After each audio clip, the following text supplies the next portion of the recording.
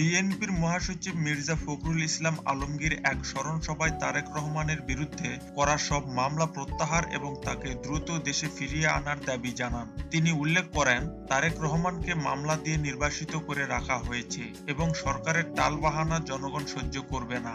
একই সঙ্গে তিনি ছাত্রদল, যুবদল, স্বেচ্ছাসেবক দল এবং দলের নেতাকর্মীদের বিরুদ্ধে করা মিথ্যা মামলাগুলো অবিলম্বে প্রত্যাহারের দাবি করেন, যাতে দেশে গণতন্ত্র প্রতিষ্ঠার পরিবেশ তৈরি করা যায়। মির্জা ফখরুল বলেন, নির্বাচন ব্যবস্থা সংস্কারের মাধ্যমে দেশের অন্যান্য সামাজিক সমস্যা সমাধানের জন্য দ্রুত আলোচনা করা দরকার। তিনি হিন্দু সম্প্রদায়ের আসন্ন দুর্গাপূজা উপলক্ষে সতর্ক থাকার আহ্বান জানান এবং পূজার সময়ে কোনো অস্থিতিশীলতা যেন সৃষ্টি না হয় সেই বিষয়ে ঐক্যবদ্ধ থাকার আশ্বাস দেন।